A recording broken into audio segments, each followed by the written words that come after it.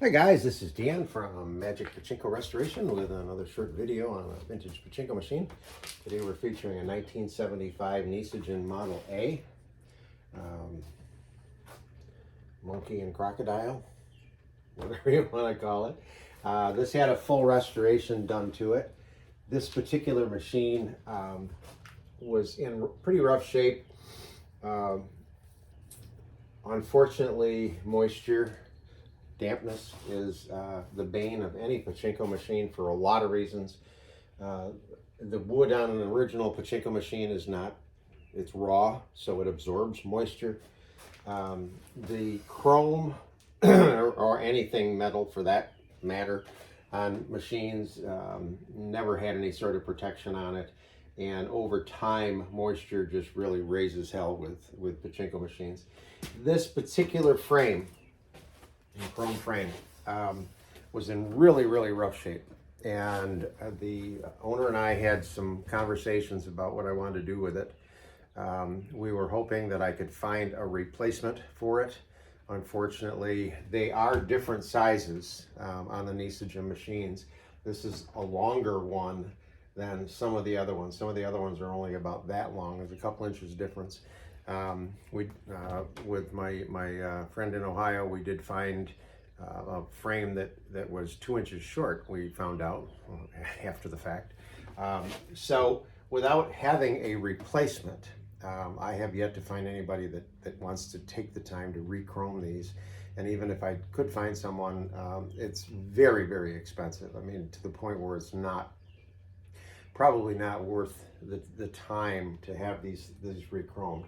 So what I said to the customer is, what I've done in the past is taken all of this chrome portion here and take a heavy duty wire wheel to it, and then which scrubs off most of the rust, and then sand it and get rid of the roughness that the rust left behind.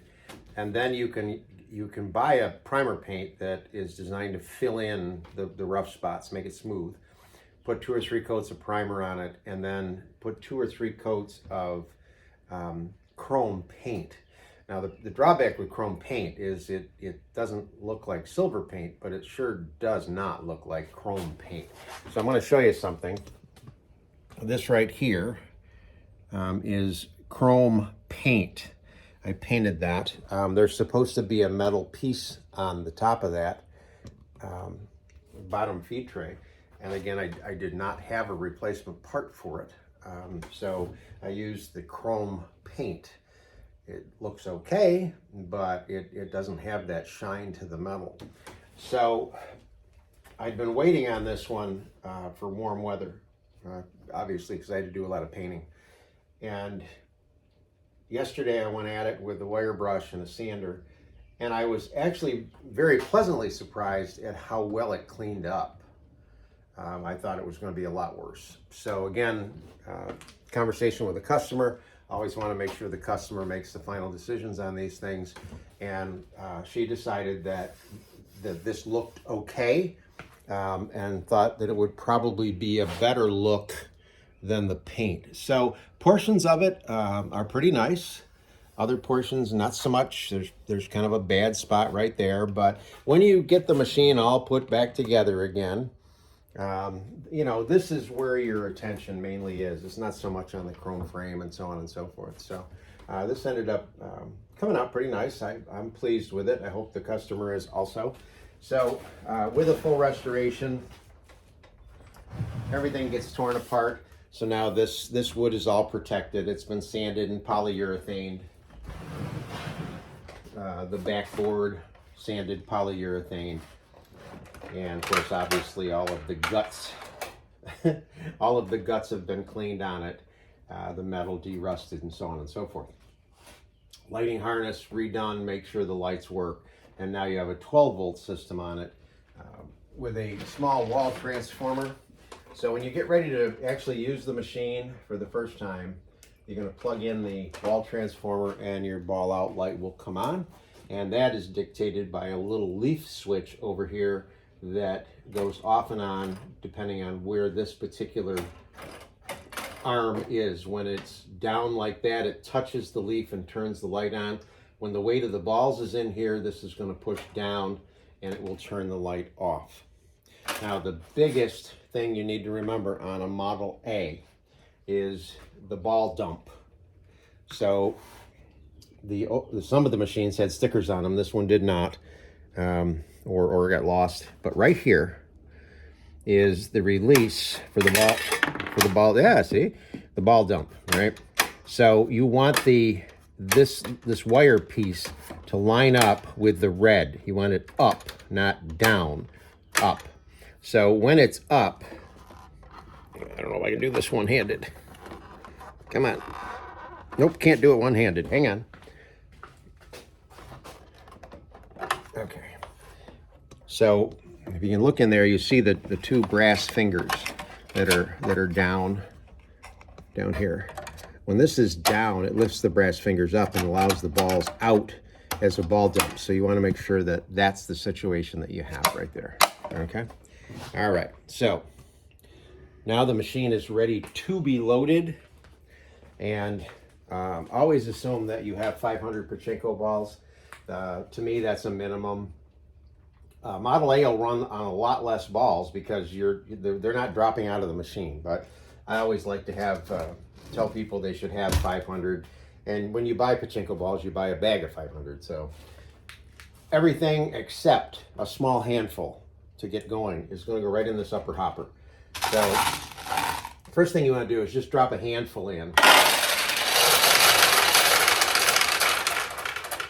And if you've got this set properly, the balls are going to run down through the system. They'll come down this tube. They'll start to fill this tray, come over. And now if you were to look in here, you're going to see that you've got 14 balls in there, and that will be the jackpot. That'll be the balls that come out when you get a win. All right. So we'll put some more in. And if you notice, the ball outlight is still on.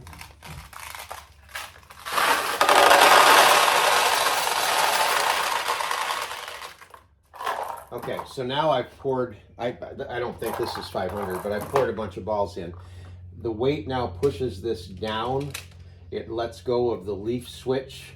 But what it also does down here is it lifts a gate out of the way so that when you try to actually load a ball onto the launch ramp, it'll let you do that. When the machine does not have enough balls in it, this would drop, and it drops this, and it will put a flag in the way so the balls hit the flag, so they won't load. So that's why it's important to keep the machines full of pachinko balls. So right now there's enough balls in the middle tray that are feeding the jackpot. As you win, it depletes the balls in this tray. The machine will automatically allow balls to flow from the upper tray into the middle tray. So every once in a while you're going to hear that noise while you're playing, and that's normal, so don't be alarmed. You don't need a catch box on a Model A. I have a custom-made catch box for a Model A. Fits right in here, 3D printed.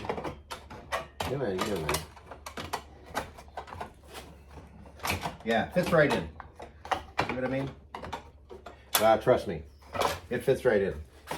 The only reason that you would put a box in here is when you're going to do a ball dump. This is where the balls would come out, and you want to be able to catch them. But under normal play, the balls stay in the machine. You don't have to worry about catching the losing balls. Okay, so get this turned around. And you always want to make sure that your pachinko machine is leaning backwards just a little bit. It'll keep the balls against the back playfield. You don't want them leaning against the plexiglass. You want them rolling against the playfield. So you want it leaning back just a little bit. Not a lot, but a little.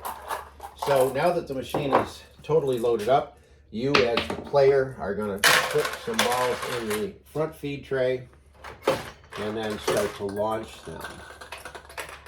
Let's see if we can get a win. There we go. So there's the win. when these are set up, when they were brand new and working just exactly the way they were supposed to, 14 balls come out into this tray. The winning ball comes into this tray. Right now, this one is giving you a couple of the balls that are actually winning balls. I'm trying to get another win here.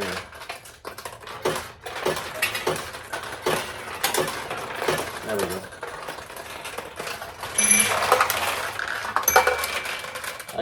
I think probably 13 came out here and a couple down here. I mean, you're getting them all. They just coming out in different places. So now what we haven't done is we haven't tried the monkey and the crocodile or the gator, whatever he is.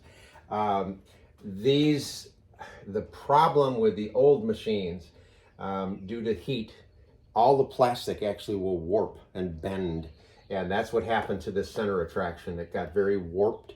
So what's supposed to happen is the ball comes in here, the monkey drops almost into the crocodile's jaws, and then he scoots back up and the jaws actually close. So I'll see if I can get one in there, and if not, I'll cheat it.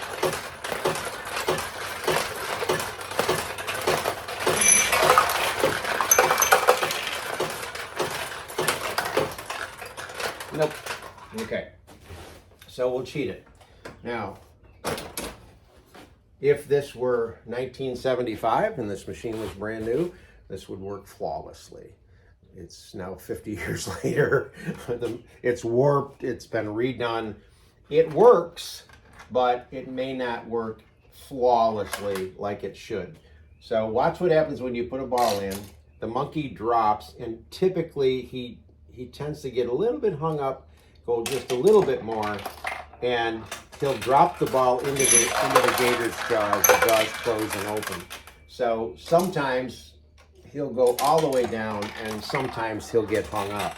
So if you do put a ball in here, it's just a little, you can even tap from the outside, and he'll finally, oops, I didn't have the door closed. He'll drop the ball, and the gator will go. I try my best to get that thing to work flawlessly. It's tough. So I hope customer now I'm talking to, I hope you're happy with it. If this were brand new, it would be perfect. But this whole unit is you'll see it when you take a good look at it. All the plastic's warped. Also down here, I paint these because usually there's no paint in them at all. I added the new tulip stickers. I did not paint this, and the reason that I did not is the only place it really needed a little bit of paint is here and here in the green. And the green I have was a different color. So rather than repainting all of the green to make it 100%, I just opted to leave a few little spots without the green. So again, it kind of lends itself to the fact that this kid's 50 years old. So it's a cool machine. I like it. It came out a lot nicer than I thought maybe it would. So I hope that you hope that you like. Oops, what's going on here? Okay. I opened the door and the balls get jammed up. There we go. Okay.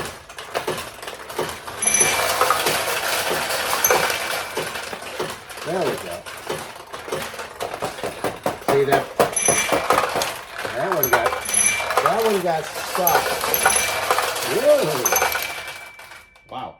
That one got stuck. There's a piece of thread up in there that's tied to there, and because that's warped, it's stuck.